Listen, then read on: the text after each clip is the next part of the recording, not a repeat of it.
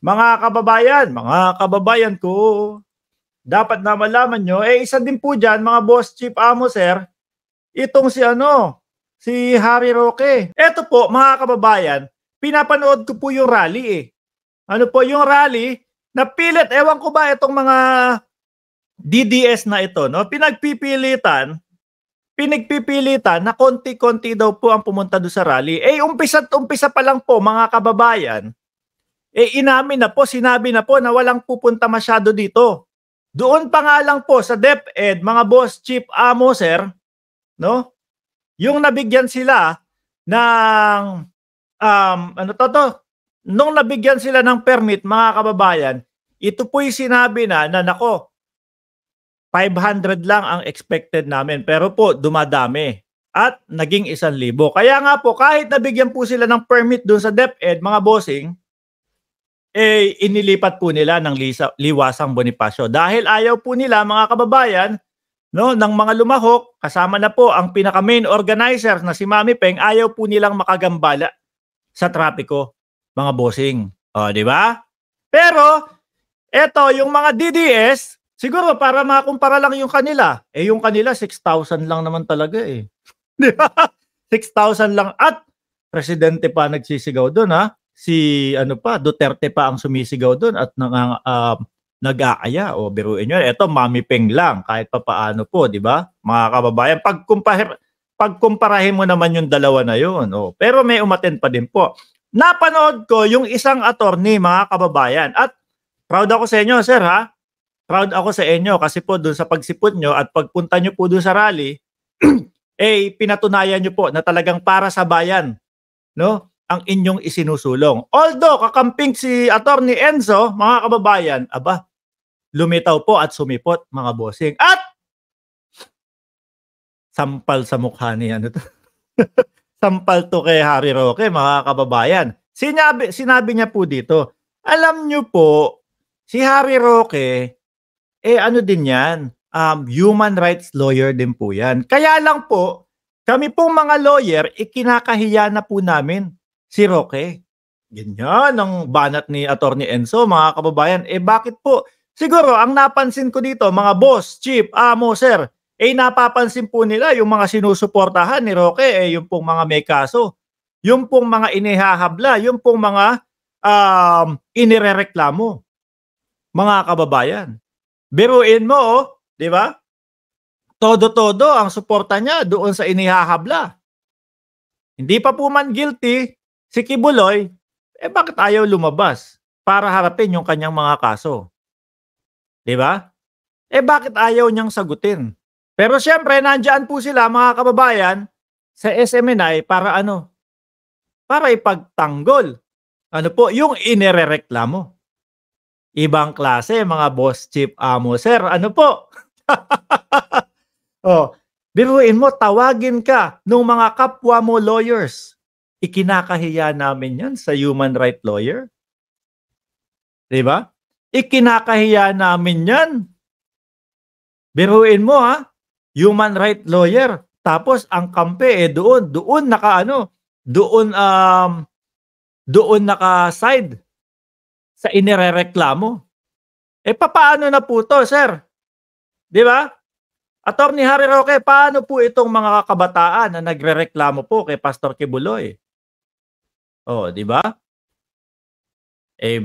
Baka lang, hindi ko alam. Kasi nasa estasyon ni Kibuloy si Harry Roque. Baka, siyempre, nauulinig-ulinigan. Alam niyo po ba yung word na nauulinig-ulinigan? Baka gamit ako ng gamit dito ng word ng ganun.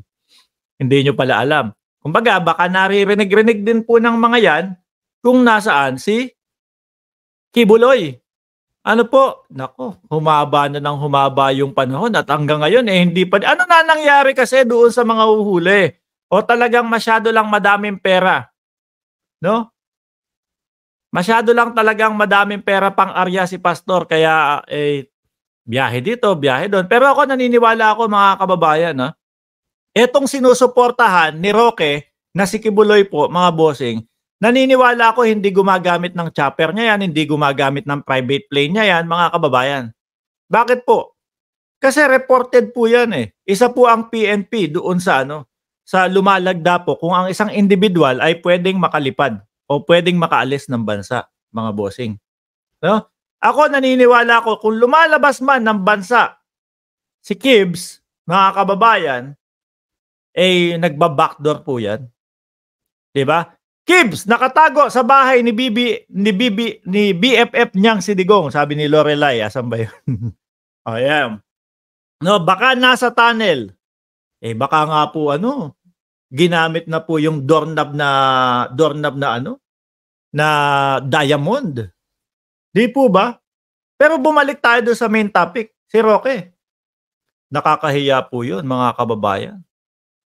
So ibig lang pong sabihin nito, mga boss, chief, amo, sir, ang ibig sabihin ni Attorney Enzo, itong si Attorney Harry Roque, hindi isinasa puso talaga kung ano yung nasumpaan niyang tungkulin, kung ano yung nasumpuan niya at kung ano yung talagang ipinapakita niya sa taong bayan na ako ay human rights lawyer. Pero nandoon sa panig nung inirereklamo. O, di ba? Ibang klase. Sabi ni Tina B na hindi late ngayon, nasa ilalim ng lupa kasama ni Taning. Sino po 'yun? Si Kibuloy. Nako po. Tayo, no? Sino kaya sa tingin ninyo dito, yung mga ako alam ko hindi na ako makakapasok do sa langit. Kasi po hindi ko hahayaan yung kaluluwa ko na dumaan kay Pastor Kibuloy. Wag na po, okay na po ako dito. Kung nasaan man po ang pupuntahan ko, bahala na, okay na. Basta ang paniniwala ko, hindi kailangan dumaan doon kay Pastor Kibuloy. Di ba? Sabi ni Eduardo Yape, wala pa bang magdedemanda kay Roque para madisbar yan? Hindi pagdidisbar.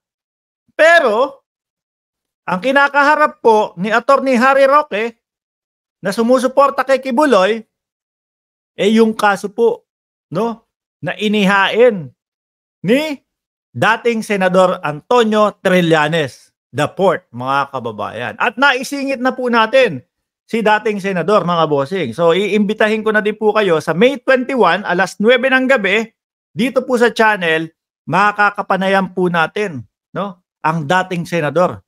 Meron po tayong 5 katanungan na itatanong sa kanya na madidiin.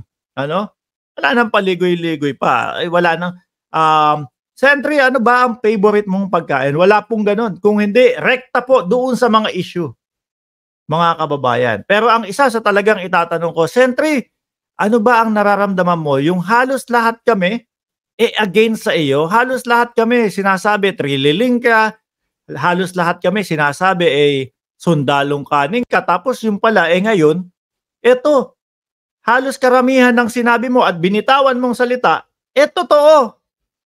O, ayan, mga kababayan, isa po yun sa itatanong ko. Kasi, di natin alam kung ano yung feeling. Kapag ka me against the world ka na, kumbaga, yung ibang mga tao, pansuko na yun, di ba? Pero, ang dating senador, stay strong. Kung ano po yung sinasabi niya, simulat sa poll, hanggang ngayon, parehas po, mga kababayan.